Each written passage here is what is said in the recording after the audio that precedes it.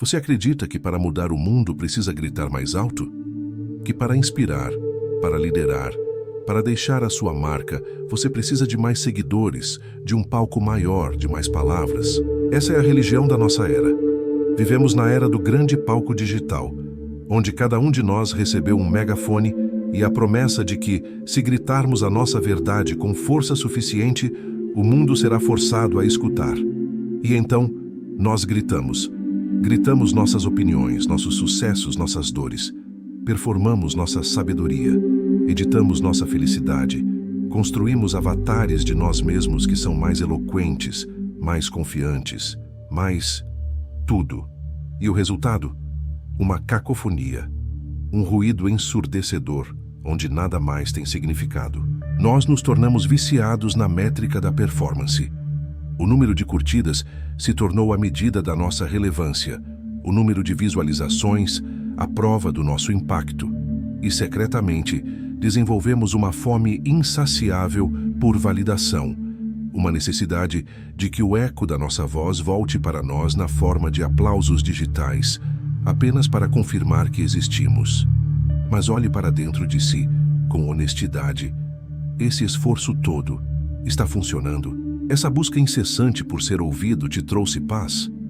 Ou apenas uma exaustão crônica, a sensação de ser um ator em sua própria vida, com medo de que, se você parar de performar por um segundo, tudo desmorone?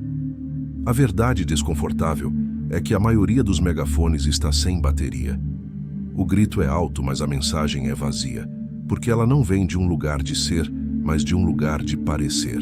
É um eco, não uma voz. Nós confundimos a capacidade de atrair atenção com a capacidade de gerar transformação. Acreditamos que se a nossa mensagem alcançar 1 milhão de pessoas, teremos cumprido nossa missão. Mas uma mensagem que não é vivida, uma doutrina que não é encarnada na própria vida de quem a prega, não é uma mensagem. É apenas barulho. E o barulho não inspira, ele apenas distrai. É por isso que vemos um mundo saturado de conselhos, mas faminto por sabedoria. Influenciadores de produtividade que sofrem de burnout. Gurus de relacionamento em seu 3º divórcio. Palestrantes de autenticidade com vidas perfeitamente roteirizadas. O grito deles é impecável, a performance é convincente, mas a doutrina é oca, porque não há uma vida por trás sustentando as palavras. E o nosso inconsciente sabe. A alma humana tem um detector infalível para a incongruência, e quando as palavras de alguém não estão alinhadas com a energia de quem ele é, nós podemos até aplaudir, mas não somos transformados. É aqui que a jornada do atemporal começa, na coragem de questionar o próprio grito, de se perguntar se o caminho para o verdadeiro impacto não é para fora, mas para dentro. Se a sua maior contribuição para o mundo não é o que você fala, mas quem você se torna no silêncio da sua própria integridade.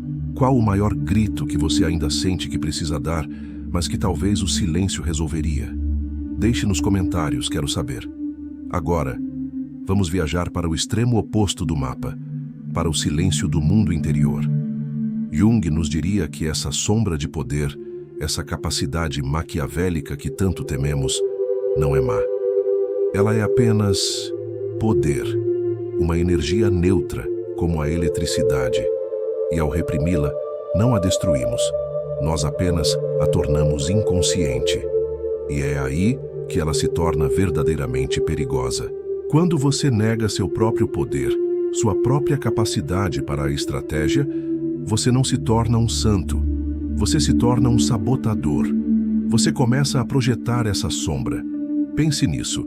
Aquele político que você odeia com tanta paixão, acusando-o de ser manipulador.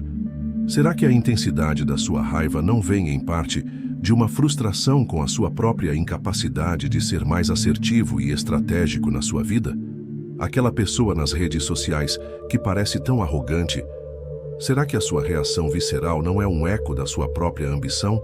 Uma ambição que você se recusa a admitir, porque foi ensinado que querer demais é feio? Isso é a projeção. É o mecanismo de defesa da psique que nos faz enxergar nos outros aquilo que não temos coragem de encarar em nós mesmos. É mais fácil odiar a sombra no outro do que reconhecê-la em si mesmo. E quando não está projetando, essa energia vaza. Vaza na agressividade passiva no trabalho. Aquele comentário sarcástico disfarçado de piada. Vaza na autossabotagem, onde você chega perto do sucesso e, inconscientemente, faz algo para estragar tudo, porque uma parte sua não acredita que merece ou não sabe lidar com a responsabilidade do poder. Vaza na vitimização, uma forma sutil e perversa de controlar os outros através da culpa. O caminho para sair dessa prisão interna é o que Jung chamou de processo de individuação. Não se trata de um exercício de autoajuda. É a tarefa mais difícil e mais recompensadora da vida. É o processo de se tornar um indivíduo completo, inteiro, ao integrar todas as partes de si mesmo. É o momento em que você para de ser um ator, reagindo ao roteiro que o mundo lhe deu, e se torna o autor da sua própria história. E para isso, você precisa descer ao porão. Precisa encarar o seu Maquiavel interior. Não para matá-lo, mas para conversar com ele. Mas aqui no coração da jornada interior, existe outra armadilha. Tão sutil quanto a do poder externo, mas igualmente perigosa. É a armadilha do eremita. Imagine um astrônomo que passou a vida inteira mapeando galáxias distantes. Ele entende os buracos negros, as nebulosas, o tecido do espaço-tempo. Seu conhecimento do cosmos é vasto e profundo. Ele encontra um imenso conforto e significado em sua contemplação. Mas de tão focado no telescópio, ele se esqueceu de consertar o telhado de sua própria casa. Ele ignorou as goteiras, as rachaduras nas paredes, a porta que não fechava direito. E na primeira grande tempestade, enquanto ele se maravilhava com a beleza de uma supernova, a milhões de anos-luz de distância, a água invadiu sua casa e destruiu todos os seus mapas celestiais. Esse astrônomo é o arquétipo do eremita. A pessoa que tem toda a sabedoria, mas nenhum poder prático. Ele se apaixona tanto pelo mundo interior que se esquece de construir a ponte de volta para a realidade. Ele entende sua raiva, mas não a usa para defender uma causa justa. Ele reconhece sua ambição, mas não a transforma em um projeto. Ele se torna um mestre de seus sonhos, mas um amador em sua própria vida. Essa é a paralisia do autoconhecimento. É a alma rica, mas aprisionada em um castelo interior. É a alma sem virtude. É a segunda metade do mapa, a armadilha da alma sem poder. E agora, chegamos ao coração da epifania, o ponto de virada. Maquiavel nos ensina como não ser uma vítima do mundo. Jung nos ensina como não ser uma vítima de nós mesmos. Um nos oferece o poder, o outro, a alma. E a sabedoria atemporal nos diz que você precisa de ambos. A verdadeira individuação não é apenas aceitar a sua sombra, é colocá-la para trabalhar a seu serviço, guiada pela luz da sua consciência. A isso, damos o nome de individuação do poder. Na alquimia antiga, a grande obra não era transformar chumbo em ouro literal. Era um símbolo para a transformação da alma humana. E o momento mais sagrado dessa transformação era a conjunctio oppositorum, a união dos opostos, a fusão do sol e da lua, do rei e da rainha, do fogo e da água. Não para que um destruísse o outro, mas para que de sua união nascesse algo novo. Uma terceira coisa, mais potente que a soma de suas partes. O príncipe de Maquiavel é o sol. A energia da ação, da expansão, do poder que se manifesta no mundo. O eremita de Jung é a lua. A energia da reflexão, da introspecção, da sabedoria que se encontra no silêncio. Tentar viver apenas com o sol. Você se queima em ansiedade e esgotamento. Viver apenas com a lua, você se congela em inação e paralisia. A maestria está na dança dos dois. Juntos, eles forjam o arquétipo do soberano. O soberano não reage quando é atacado, não por uma tática fria, mas por uma profunda segurança interior. Sua calma não é uma arma, é uma consequência da sua inteireza. Ele não precisa provar nada, porque sua existência é a sua prova. Ele não busca o poder, ele é o poder. O poder de escolher sua resposta em meio ao caos. O poder de dizer não ao que não serve à sua alma. o poder de construir em silêncio uma realidade que reflete seus valores mais profundos. Este não é um estado que você alcança. É uma prática que você vive através de disciplinas. A primeira disciplina é a cartografia da sombra. É a prática da autoobservação radical. É perguntar a si mesmo, sem julgamento: onde a minha necessidade de poder aparece? Em que momentos eu sinto inveja? Qual é o gatilho da minha raiva? Não para se culpar, mas para mapear o território. Conhecer seu dragão é o primeiro passo para não ser devorado por ele. A segunda disciplina é o diálogo interno.